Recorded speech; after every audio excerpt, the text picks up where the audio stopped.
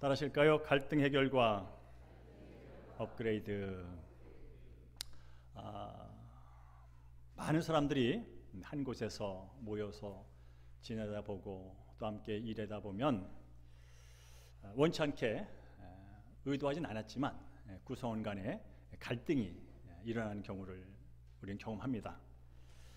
일에 있어서나 관계에 있어서나 서로 조심도 하고 최선을 다함에도 불구하고 어떤 갈등이 일어나가지고 서로 마음이 상하게 되고 또 그러다 보니 불평과 원망도 있게 되고 그래서 개인과 개인의 관계가 깨지기도 하고 또 공동체가 갈라지기도 하는 그런 일이 사실 우리 일상 속에서 늘 경험하며 살아갑니다.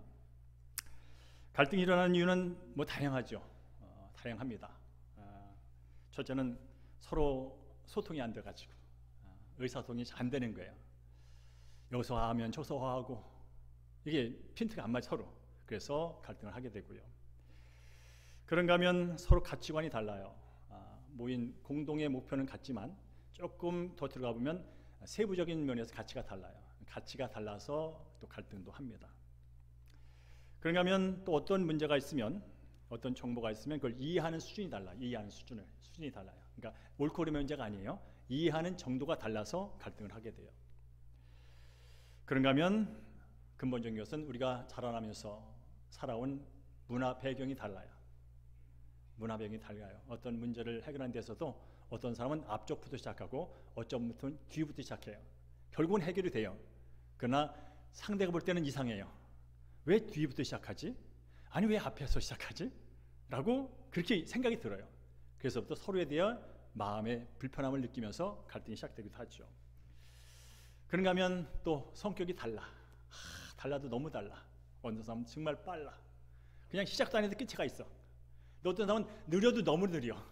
그래서 그런 걸 서로 참아주지 못해가지고 또 갈등이 되기도 합니다. 그런가 하면 그러고 싶지는 않았지만 어느 순간 나도 모르게 부적절한 말을 하게 되고 부적당한 행동을 하게 되는, 그래서 서로 또 상하는 그런 경우도 있고요.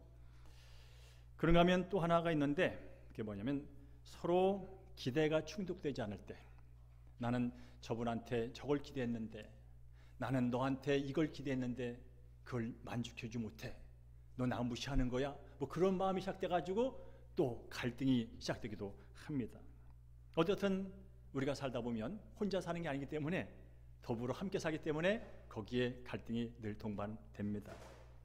문제는 어떤 갈등이 있든 간에 그 갈등을 그저 방치하고 모른 체하고 넘긴다고 사라지지 않는다는 게 문제예요.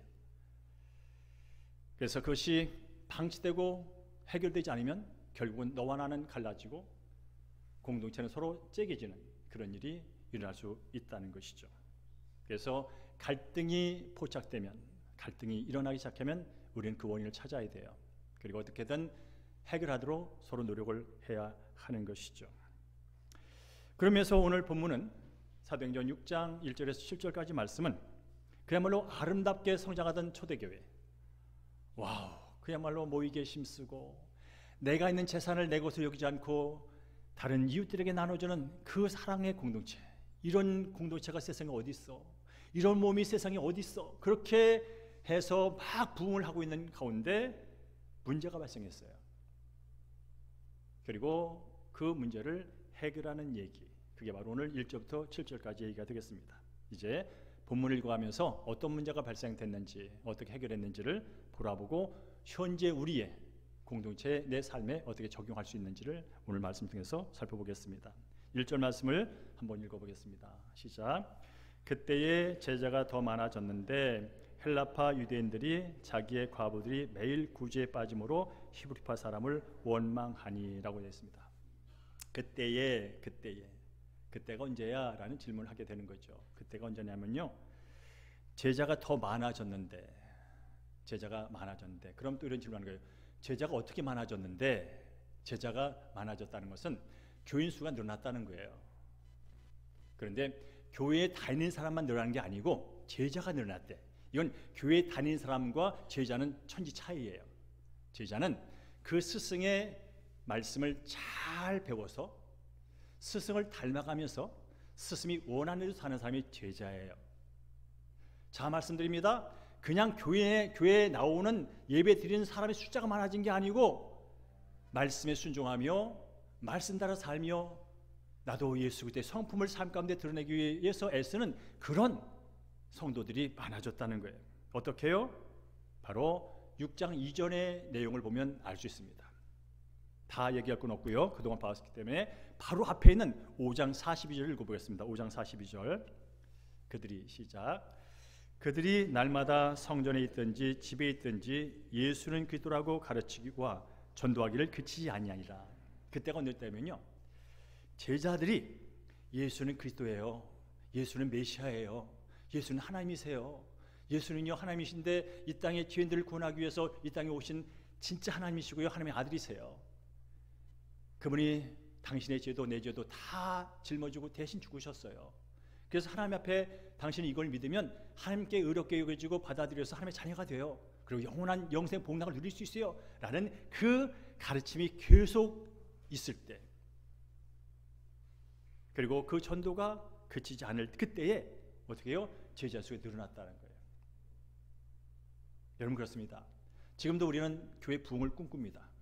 교회가 부흥하기를 원합니다. 근데 사실은 방법은 딱 한 가지입니다. 예수 그리스도를 누군가 전할 때 부흥의 역사가 일어난 줄로 믿습니다.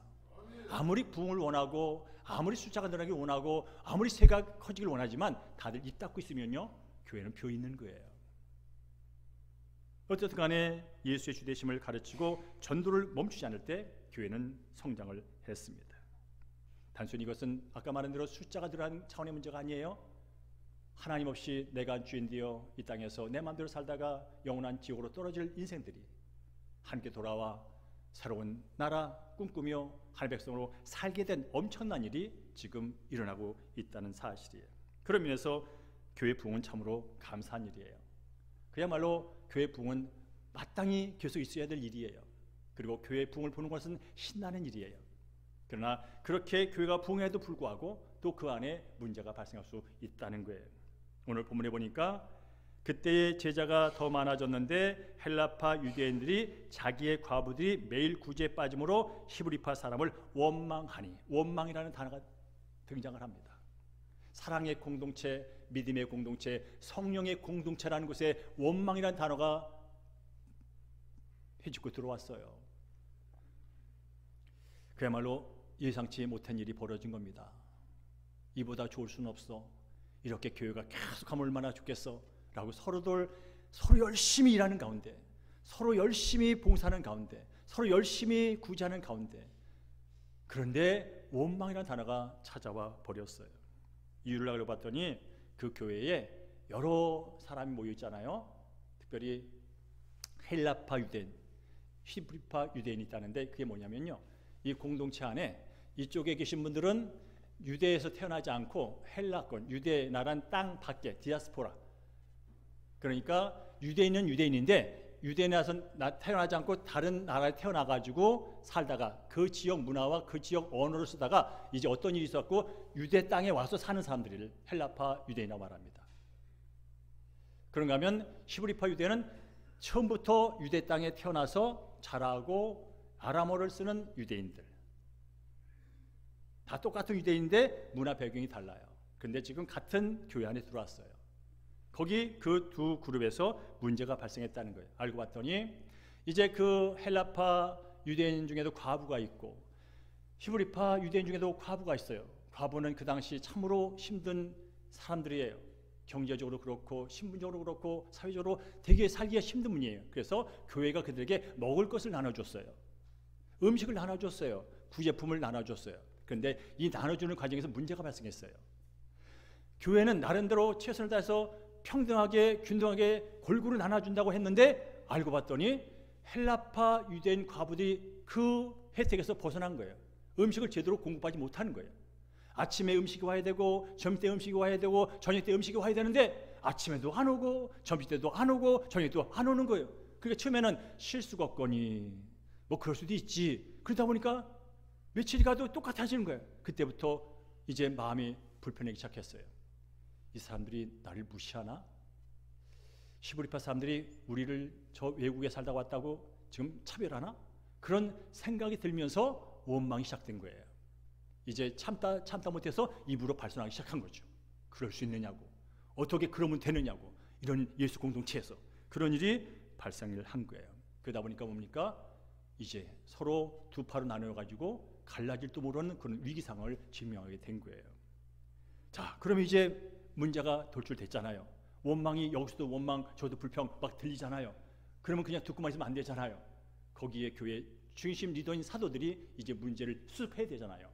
그래서 어떻게 했는지, 그것이 바로 오늘 얘기의 뒷얘기가 되겠습니다. 함께 2절 읽어보겠습니다. 2절 시작. 12사도가 모든 제자들을 불러 이르되 우리가 하나님의 말씀을 제쳐두고 접대를 일삼는 것이 마땅하지 아니하니라고 말합니다. 자, 문제가 이제 교회 안에 다 오픈됐어요. 다 드러났어요. 너도 알고 나도 알고 다 알아요. 그러니까 사도들이 중심 리더예요. 리더들이 뭡니까? 사도들만 모여서 회의를 한 게 아니에요. 바로 거기 교인들 다 모았어요. 여러분 아시죠? 이런 문제가 우리 교회에 생겼습니다. 정말로 예상하지 못했습니다. 여러분도 최선을 다했고 우리도 최선을 다했는데 이런 원망스러운 일이 발생했습니다 라고 하면서 이제 그들이 그 대안을 찾기 시작하는데, 오늘 본문에 보면요, 그들은 이제 문제의 본질을 본 것을 우리는 알 수가 있습니다. 특별히 사도들은요, 이 문제가 어떤 히브리파 과부들의 문제도 아니고 헬라파 과부들의 문제도 아니고 음식만의 문제도 아니라는 걸 깨닫게 돼요. 이 문제의 근본은 자기들로부터 시작된다는 걸 깨닫게 됐습니다. 그게 뭐냐면 사도들이 해야 할 일이 바로 예수님을 전하고 말씀을 가르치고 복음을 전파해야 되는 그 사도들의 사역이 제쳐졌다는 걸 알게 돼요. 아, 이 문제의 본질은 음식을 누가 더 갖고 안 갖고 문제가 아니라 우리들이 해야 할 마땅한 자리에서 우리가 마땅한 일을 하지 않음으로 발생된 것이라는 사실을 그들은 진단을 하게 됩니다. 그게 뭐냐면 우리가 하나님의 말씀을 지켜두고 접대를 일삼는 일이 마땅하지 않니. 그동안 뭐요? 자기들이 마땅해야 할 일은 안 하고 자기들이 덜 관심을 갖고 다른 사람이 해야 할 일을 그들이 하는 일이라고 지금 문제가 발생했다는 거예요. 그리고 나서 이 문제, 그것은 다른 사람한테 지적하고 다른 사람을 정죄하고 그럴 일이 아니라 우리부터 바로 잡아야 돼, 그런 생각을 하게 됐고 본질을 보게 된 겁니다. 자, 그러면 이제 문제가 어디서 시작했는지 근본적으로 보게 됐어요. 그럼 근본적으로 봤으면 이제 하나하나 문제를 해결해 나가야 되지 않습니까? 3, 4절을 읽어보겠까요? 3, 4절 형제들아 시작. 형제들아 너희 가운데 성령과 지혜가 충만하여 칭찬을 받는 사람 7을 택하라. 우리가 이 일을 그들에게 맡기고 우리는 오로지 기도한 일과 말씀의 사역에 힘쓰리라 라고 말씀합니다.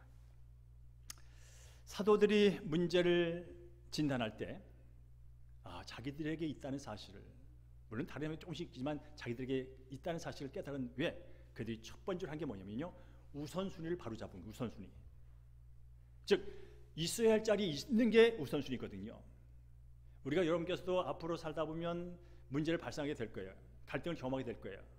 그러면 그 본질을 먼저 찾아가시고요, 본질의 문제를 해결하는 데 있어서 가장 중요한 게 뭐냐면 우선순위가 바뀌지 않았는지를 보셔야 돼요. 세상에 이 아프고 슬프고 전쟁나고 살인하고 죽이는 이 고통스러운 구조는요, 왜 시작됐냐면 창세기 3장의 우선순위가 잘못됨부터 시작됐어요. 하나님께서 이 땅의 주인으로 있어야 할 마땅한 자리를 인간이 끄집어내리고 하나님이 있어야 할 자리를 인간이 올라가가지고 서로 왕되겠다고 하는 순간부터 세상은 꼬이기 시작했고, 그때부터 갈등이 시작됐고, 그때부터 의심이 시작됐고, 그때부터 원망이 시작됐고, 그때부터 길길이 가리가리 찢어지기 시작했어요. 심지어 하나님 없이 내가 주인되어 하나님 만든 것을 다스리겠다고 선언하는 순간 남편은 아내에게 핑계를 돌리고 아내는 남편을 변명하는 그런 일이 벌어졌어요. 그때부터 한 부부가 갈등을 합니다. 서로 믿지를 못합니다.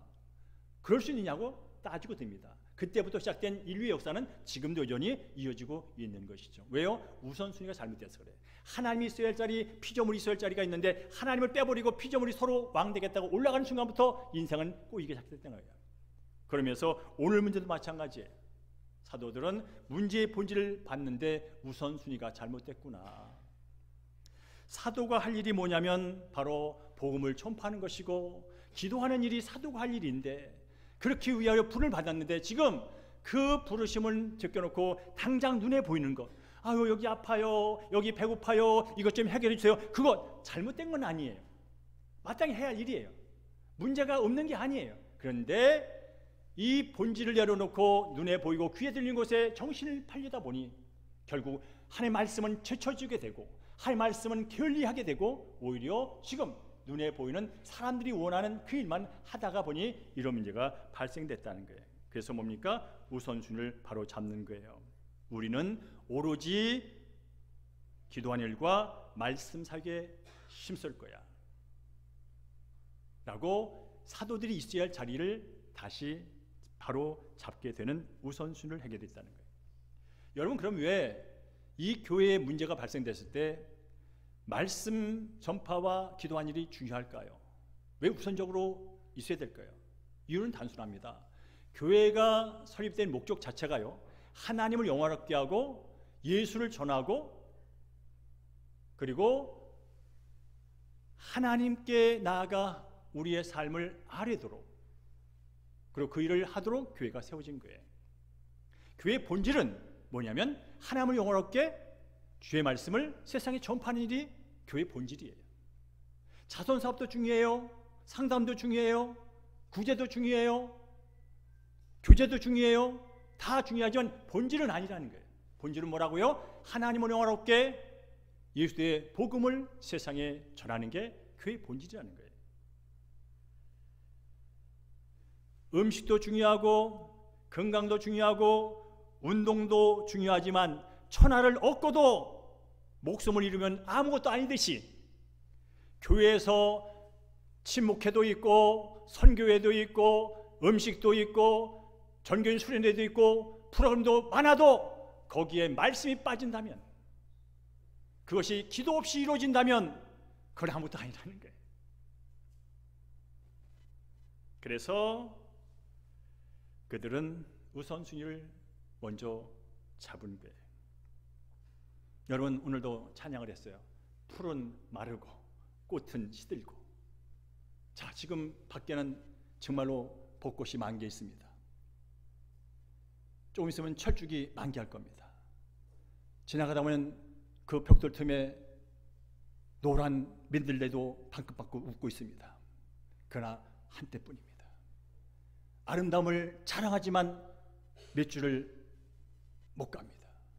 그러나 오늘 찬양을 부른 것처럼 하나님의 말씀은 영원한 줄로 믿습니다. 근데 영원한데 나쁜 게 영원하면 큰일 나. 나쁜 게 영원하면 큰일 나.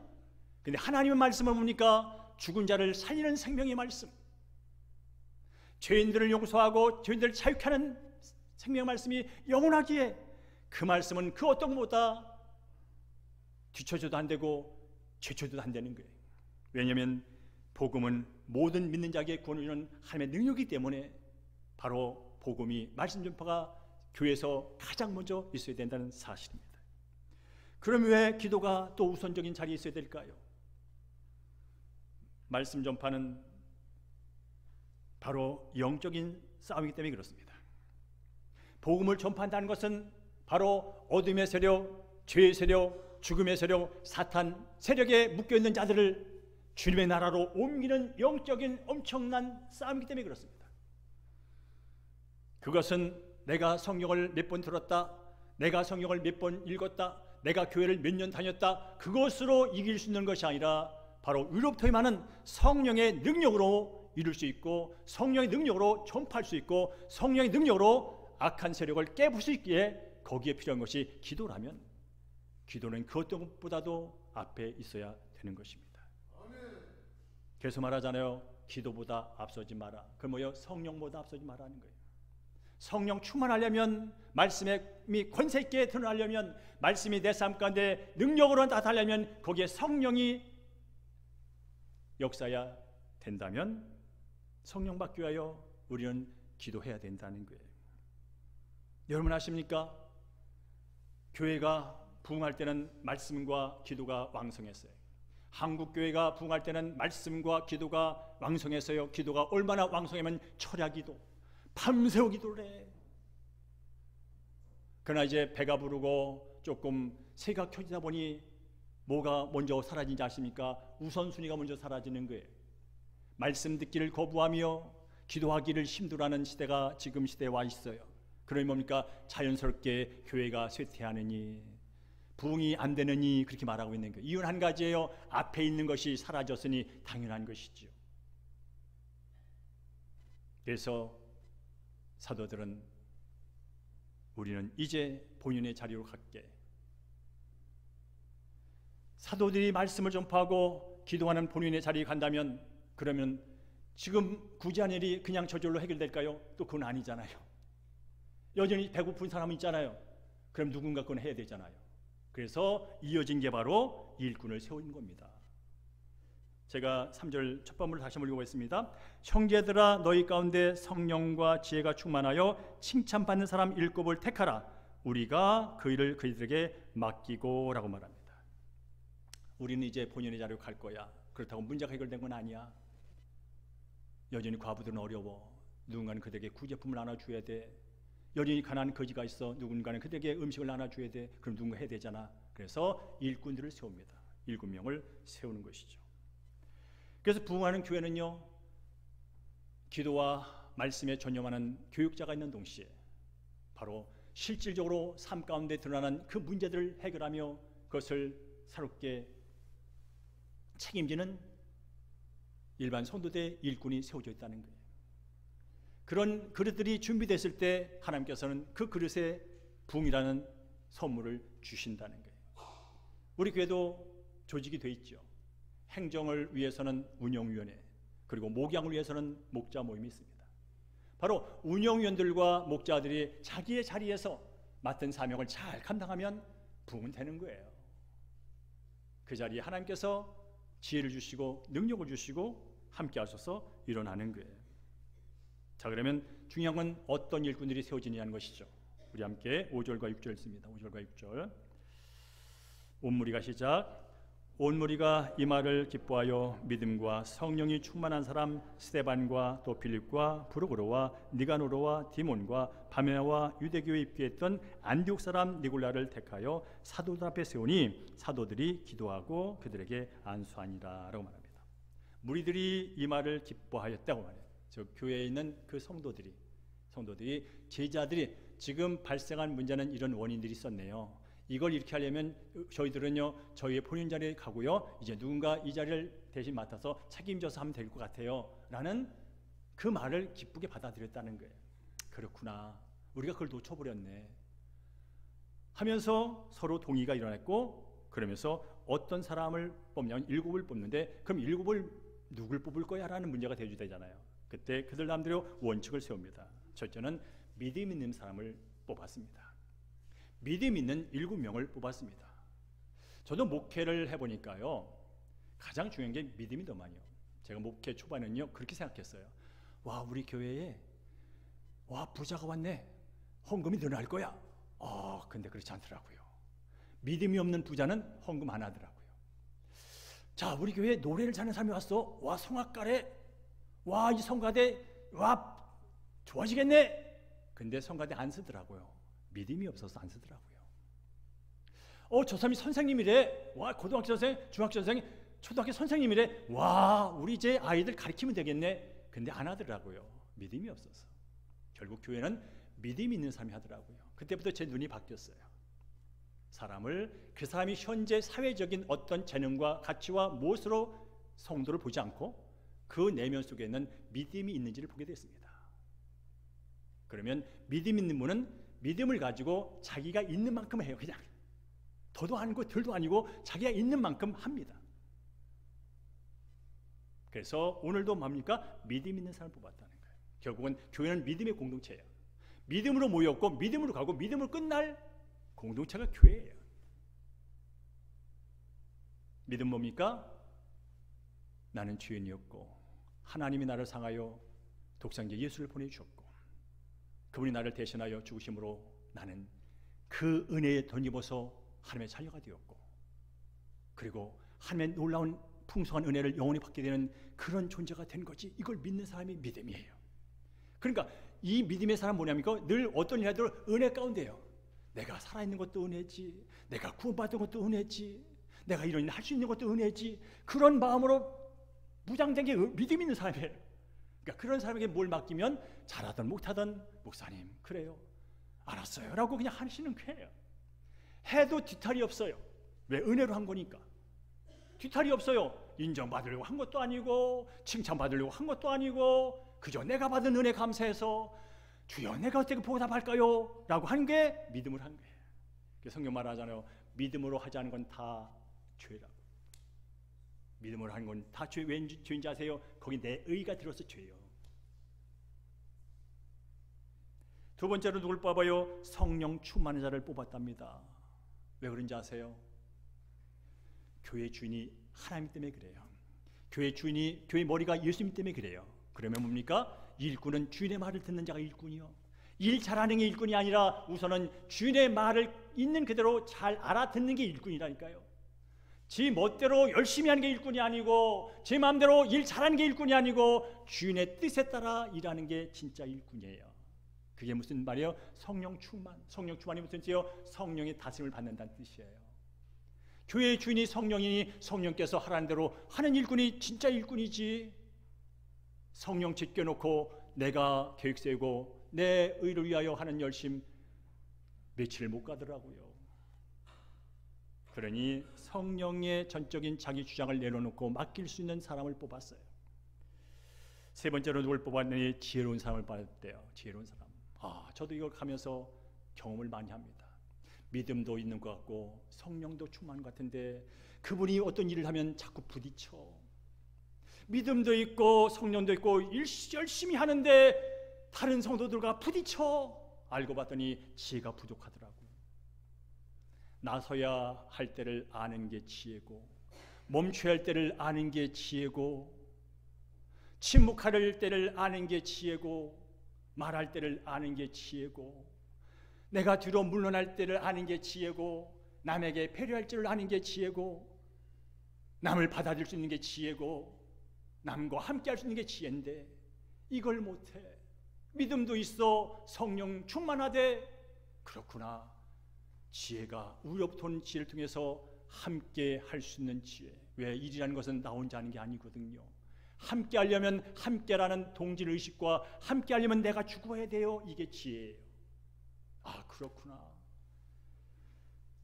동시에 오늘 성경 보니까 칭찬받는 자를 일꾼으로 세웠다는 거예요.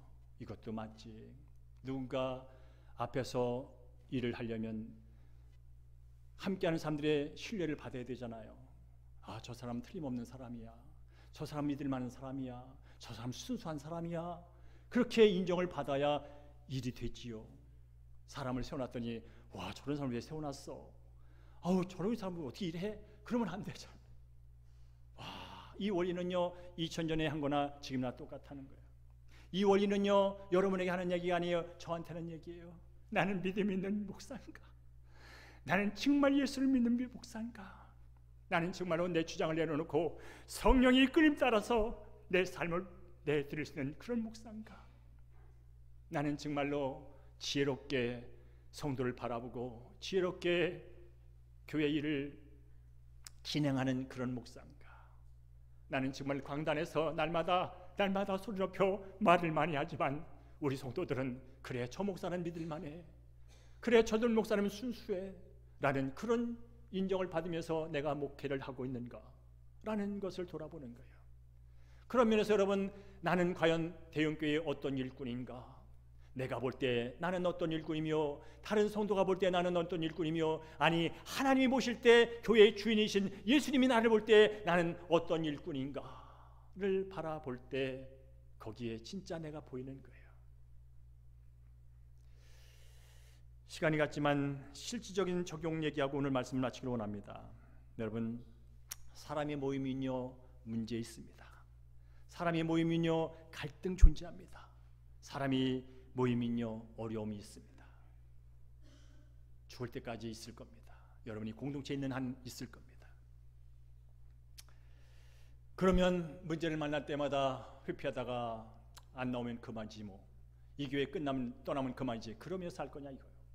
아니잖아요. 두 사람만 있어도 문제가 있어요. 30년 사는 우리 부인하고도 늘 갈등 요소가 있어요. 40년을 살아도 갈등 요소가 있다니까. 못 살겠다고 떠나면 못 사는 거지. 교회도 마찬가지예요. 여러분 앞으로 이 교회 다니는 동안 갈등이 있을 겁니다. 보기 싫은 사람이 있을 겁니다. 왜 저 사람 저래? 그런 사람이 있을 겁니다. 그래서 그때까지 심지어 또 갈등하는 어떤 사람이 나타날지도 모르겠습니다. 그럴 때 어떻게 하면 좋을까요? 오늘은 여러분에게 그냥 단순한 일반적인 적용을 말씀드리겠습니다. 첫째는 하나님 앞에 진실하게 기도하셔야 됩니다. 하나님, 내가 이 일 때문에 마음이 불편하고 저 그룹과 저 성도와 갈등의 미묘한 기류가 흐르고 있습니다. 하나님 앞에서 신실하게 그분께 아뢰셔야 돼요. 왜? 주인이 여기 예수님이잖아요. 여러분, 내와 예를 들어 저와 김원 집사님이 갈등하고 있다면 누가 제일 마음이 아픈지 아세요? 주인이신 예수님이 가장 아픈 줄로 믿습니다. 하나님이 가장 마음이 아픈 거예요. 여러분이 부모라면 아들, 딸이 서로 싸우고 등을 돌리고 있으면 누가 가슴이 아파요? 부모가 제일 아파. 아들, 딸은 안 아파. 다 자기 중심이니까. 쟤 때문이니까 나는 안 아파. 그러나 그 모습을 바라보는 부모는 가슴이 찢어져. 교회도 마찬가지입니다. 나와 너와 장로와 목사와 성도와 집사와 교사와 갈등할 때 가장 아픈 분이 하나님이셔. 그러니 그분한테 가는 거예요. 우리는 그걸 기도라고 말합니다. 그리고 여러분 갈등이 있으면 있는 거 분명하잖아요. 그러면 아까 말한 대로 원인을 들어가셔야 돼. 피한다고 갈등이 어느 순간 시간 간다고 해결되는 거 아니야. 시간 가면 더 깊어지면 깊어라지. 서운하면 해결하면 더 서운해지는 거예요. 원망은 더 깊어지는 거예요. 시간이 가면. 그러니까 뭡니까? 원인을 찾으셔야 돼요. 그리고 이제 공감을 하셔야 돼요. 그 일에 대해서 공감을 해야 돼요. 스스로도 공감하고 상대편에 대해서도 공감을 해야 돼요. 그런 다음에 들으셔야 돼요. 뭘 듣냐면 세 가지 들으셔야 돼요. 첫째는 내 감정을 들으셔야 돼요. 내가 왜 이 문제에 이렇게 힘들어하지? 내 감정이 왜 이 사람에 대해서 이렇게 힘들어하지? 하며 스스로를 들으셔야 돼요. 스스로를 외면하면 안 돼요. 왜 내가 저 일에 대해서 저분에 대해서 깊은 분노를 하고 있지? 스스로 들으셔야 돼요. 그 다음에 상대방과 다른 사람의 얘기를 들으셔야 돼요. 왜냐하면 내 혼자 오해일 수 있거든요. 많은 게 내 혼자 오해가 많아요, 사실은. 그러면서는 내가 어떤 당면한 문제와 갈등이 있으면 상대방에 가서 겸손하게 물어보세요. 이게 도대체 왜 이런 일이 생겼을까요? 당신은 어떻게 생각하십니까? 정중하게 물어보세요. 그리고 제3자한테 또 물어보세요. 들으셔야 돼요. 안 들으면 내 얘기만 있어요. 내 얘기만 있으면 서운함만 커져요. 상대방의 잘못만 커져요. 나의 옳음만 높아져요. 그럼 더 힘들어져요. 그런 다음에 내가 나로부터 들은 그 말과 상대방과 다른 사람이 들은 말을 가지고 누구한테 가요? 또 하나님께 또 가는 거예요. 그래서 최종적으로 하나님께 들으셔야 돼요. 하나님께 들으셔야 돼요. 그게 바로 뭡니까? 성경 말씀이에요. 성경 말씀은요, 그런 말이 많아요. 사람의 감정을 바꾸려 하지 말고 이해하여 반영해라. 솔직한 감정을 표현하되 죄는 범하지 마라. 남의 잘못은 그렇게 크게 기억하지 마라. 말하기 전에 생각해라. 비난을 비난으로 갚지 마라. 인간관계에서 화평과 덕을 먼저 생각하라. 불필요한 논쟁은 거절해라. 여러 가지 할 수만 있으면 화목하라는 말씀이 있어요. 이 말씀을 들으셔야 돼요, 여러분. 그리고 할 때 뭐에 집중하냐면요, 문제에 집중하지 마시고 관계에 집중하는 여러분 되기를 주님으로 축복합니다. 살다 보면요, 문제보다 중요한 게 관계예요. 문제는 언젠간 해결될 거예요. 근데 관계가 회복되지 않으면 인생이 지옥이에요. 그래서 갈등은 결국 뭡니까? 문제가 아니라 관계의 문제잖아요. 그러면 모든 해결에 집중은 관계를 집중하셔야 돼요. 관계가 잘 되는 것, 화목하게 되는 것, 그걸 끝까지 붙이셔야 돼요. 안 만나면 그만이지, 관계 포기한 거잖아요. 그러나 우리 관계는 안 만나고 안 만나는 관계가 아니라 뭐라고요? 영원히 만날 관계잖아요. 예수 믿고 구원받은 사람은 영생을 얻었잖아요. 이 땅에서는 한 번 구원하지만 저 땅에서는 영원히 볼 존재잖아요. 그러면 이 땅에서 안 보고 저 땅에서 영원히 사는 것 그렇게 가능하긴 해요. 예수 믿고 구원받았으니까. 그러나 그것이 진짜라면 이 땅에서도 있는 한 시간이라도 그 땅에서 누릴 그 화목과 기쁨을 이 땅에 누릴 수 있잖아요. 왜? 예수의 피요. 그래서 늘 문제가 있으면 문제보다 관계, 화목 관계, 회복된 관계, 함께 주 안에서 한 형제 자매로서 아름답게 살아가는 그 관계에 집중하시고 여러분이 문제를 바라볼 때 그때 성령께서 역사하시고 결과를 아름답게 만들어줄 줄로 믿습니다. 자, 마지막 절 7절 읽고 맺습니다. 7절 하나님의 말씀 시작. 하나님의 말씀이 점점 왕성하여 예루살렘에 있는 제자의 수가 더 힘이 많아지고 허다한 제사장의 무리는 이 도에 복종하니라 라고 말합니다.